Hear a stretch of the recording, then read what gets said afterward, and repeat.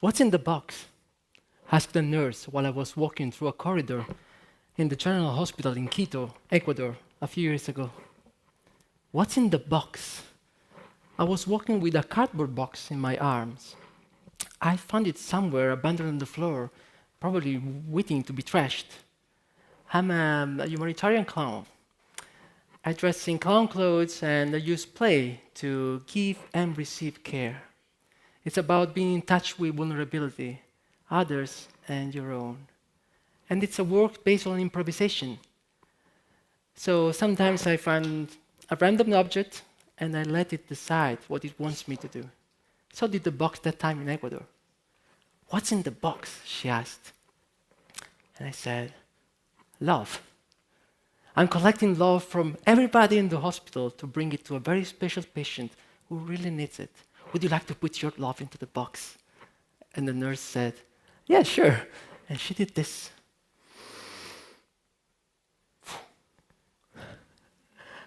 All of a sudden, I knew what I was doing. I was collecting love into the box. And I went all over the hospital asking every single person to put their love into it. And all of a sudden, I found myself in a room where there were only empty beds. I could hear the rest of the hospital. It was very lively. I could hear my friend clowns playing with other people in other rooms. But that one was extremely quiet, colder. So I was about to go out again when I noticed that on most of the very back, behind the curtain, there was actually somebody lying on a bed. So I walked quietly across the room between the empty beds, and when I reached the curtain, I slowly peered behind it. As a clown, you learn when it's best to be lively and loud, and when it's best to be quiet and hold back. And there he was, Carlos. He was lying in his bed with his eyes closed. He was in pain. I was about to go out, to let him rest. But then he opened his eyes, and they were kind. So we looked at each other, and I understood right away I'd find the person whom the box of love was for. I said, Carlos, I have a present for you. More than 100 people from all over the hospital put their love into this box for you. Would you like to receive it? And Carlos looked surprised and said, yes, please. So I put the box on his lap, and I said, are you ready to receive it and to open it? And he nodded. And then he opened the box, and he did this.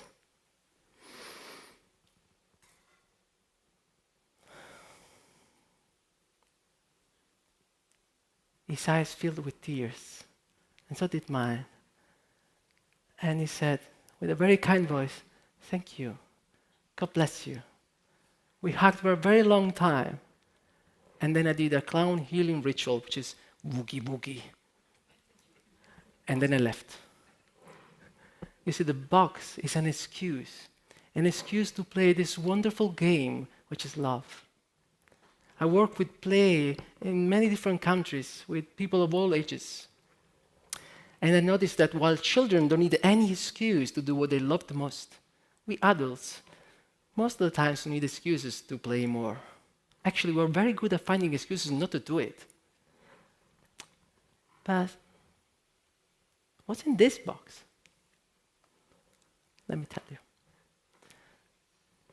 Have you ever felt that something is missing? Maybe you have a wonderful family. Maybe you have the perfect job. Maybe you live in the house of your dreams, and yet something is missing. If you ever felt that, maybe I know what's missing. An excuse. 17 years ago, I was a young man born in a privileged country with a privileged job in advertising, creative advertising. And, I had a family who supported me financially and emotionally. I thought I didn't need any excuse to do what made me happy. And yet something was missing. My most creative colleagues, they would put their creativity into personal projects. They would write books, they would make art, they would perform. I brainstormed ideas for months and nothing came up. So I told myself, okay, if this job is the only alternative, maybe I can do it in another country and have more luck. So now I had an excuse to go on an adventure. Who would love to go on an adventure? yeah, what's your excuse for not doing it? So I took the first opportunity that came up. I was invited to a job interview as a creative director in Dubai. I flew over there all excited, but it didn't go well. They said my English wasn't good enough, that I wasn't English mother tongue speaker. Oh, as I know, I'm Italian. But I wasn't sad, because now I had an excuse to improve my English. Who would love to learn a new language? Yeah.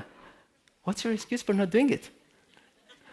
So when I got back home, I threw myself into it. I bought books with parallel texts. I downloaded audiobooks and found the actual books so I could read and listen at the same time. Instead of biking to the office, I would walk and read in English, trying not being killed by cars. And my favorite read was the New Yorker magazine. And one day I read an ad, and I stopped in the middle of the road. It said, "Discover what happens when the right side of your brain meets the left side." Discover it at the first New Yorker conference, May the 7th, 2007 in New York City. I said, wow, if I cannot find an idea, maybe I can go to New York City and ask these very smart people to give me one. It felt like a very good plan. So I signed up for the conference. But just a few weeks before flying to New York City, I thought to myself, Dario, but you're quite shy. What if you end up not having the courage to speak with anyone? And then I had an epiphany. If I cannot speak with them, they can speak with me. I will make t-shirts with questions on them. So I will only have to go around the venue and smile at people, and they will read the t-shirt and talk to me. And now I had an excuse for a life-changing personal project. Who would love to make a life-changing personal project? Yeah, what's your excuse for not doing it? So, I designed a t-shirt. And one said, "I'm here to change my life, can you help me?" Another one said, "Can you change my life?" And I made business cards with the same idea, just in case somebody actually wanted to change my life. And I made stickers to stick in front of big advertising agencies in Manhattan. You never know those people. And, why not? I filmed all my friends and family members, asking them to say something about me, anything, and call for my life change. So people would say, Dario works too much, change his life. Dario doesn't eat junk food, change his life. And with the help of my brother, I made a website. CanYouChangeMyLife.com. And, I worked on this every night until I finished it the very last night before I flew to New York City. I made a very light backpack, being careful only to put those t-shirts in it because I didn't want to find excuses not to wear them at the conference. That kind of excuse, you don't want them. So I flew to New York City. And there I was at the conference in a very white, fancy building in Chelsea Piers in Manhattan. And to be honest, the chilly morning gave me an excuse to wear a zipper jacket on top of my Change My Life t-shirt. So the first person who talked to me actually was surprised by my badge, which said Dario, Milano, Italy. Are you coming all the way from Italy to the conference? Yeah, for the conference and another thing too. What other thing? So I shyly unzipped my jacket and showed the t-shirt. Can you change my life? What is this? I'm not sure, but can you answer the question? So from that moment on, I only had to go around the venue and smile at people and show them the t-shirts. I would change them every now and then, and they talked to me. I think I talked with everybody. Until this man came to me smiling, saying, "So, how can we change your life?" And I don't know, what do you do? I do the vice president of the New Yorker magazine. Oh, so maybe you should tell me how. And he invited me to his very huge office in Times Square the day after, and I showed him the website and the video, and he loved it. And he said he would come to Italy for meetings, and we would be in touch. And I thought, wow, this is happening, really happening. And then I got back home and I brought to him, and he never answered to any of my emails. Not even one. But it was okay, because I had learned that, for months, my brain was searching for an idea in vain, and then when I followed my heart, the project just manifested itself. So now I had an excuse to follow my heart. Who would love to follow their heart before they follow their brain? What's your excuse for not doing it? So I followed my heart a while later, when my partner was telling me, let's go to West Virginia and work as volunteers on the land of the Gesundheit Institute, where the most famous clown doctor and Nobel Peace Prize nominee, Patch Adams, was building a free hospital. If you don't know his story, his incredible story is told in a movie with Robin Williams. And even if I hadn't watched the movie, nor I was interested in clowning, I said yes, because my heart said so. And so I went to the Gesundheit Institute. And there I found a sense of community and care I had never experienced before. And I got to meet the real Patch Adams and understood why he inspires millions. One of the last days, with tears in my eyes, I told him, Patch, I have a problem. I'm going back home soon, but I don't want this to finish. How do I do that? And he said, I don't know about you. That's what I do. When leaving, I'll be on an airplane sitting next to somebody, and I would talk with that somebody like they were my best friends. Like with this same level of depth of conversation we're having. And I said, okay, I'll try to do that.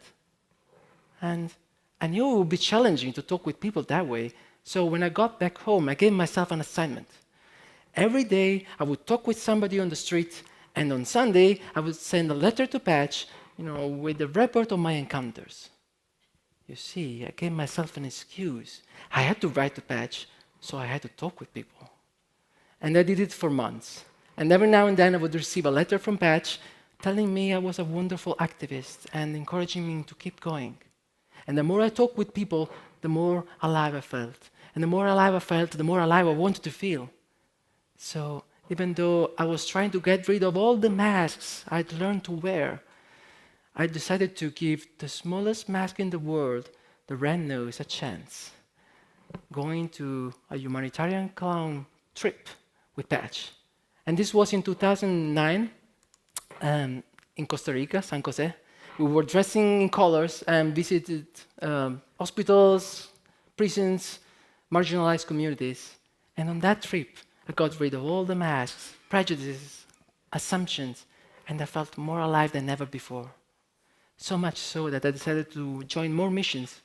And when I was coming back from one of these trips, dressed as a clown on the airplane, going back home, I thought to myself, it doesn't make any sense to feel so alive every now and then. I wish to feel like that every day. So maybe tomorrow I'll go to the office dressed as a clown and see how it feels. Who would love to go to the office dressed as a clown? I wonder, what's your excuse for not doing it? So the morning after in Milan, I put the same clothes on, I sneak out of the apartment, I grab my bicycle, and I head to the office. I was a bit unsure, but in 12-minute ride through the gray city streets, I received so much love, children waving, cars honking, people smiling at me, that when I reached the office, I was so energized that I walked right in. And my colleague, Lisa, she said, Dario, did you forget to change? I said, oh, maybe I forgot today. Maybe I forget tomorrow as well. I ended up forgetting for a whole year until I quit my job and I changed my life. Who would love to quit their job and change their life? Oh, what's your excuse for not doing it? I kept on wearing my clown clothes every day for years, everywhere, all the time.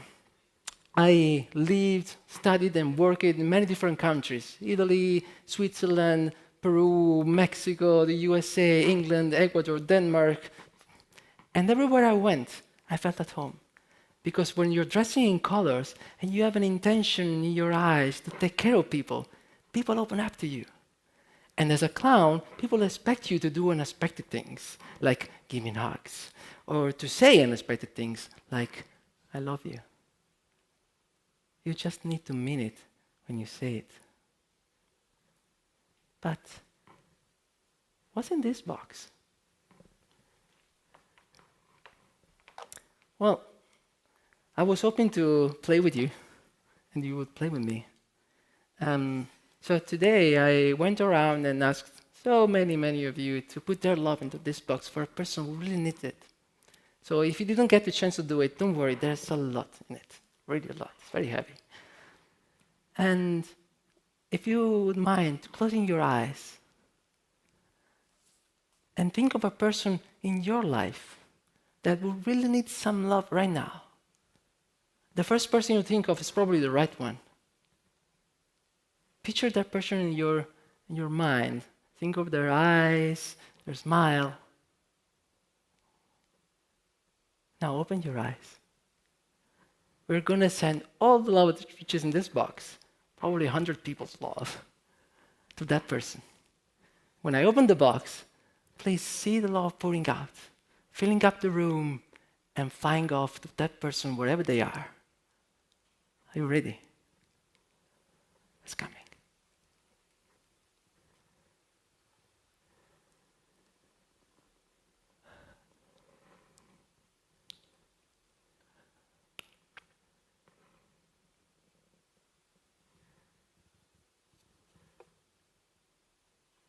Thank you for playing with me.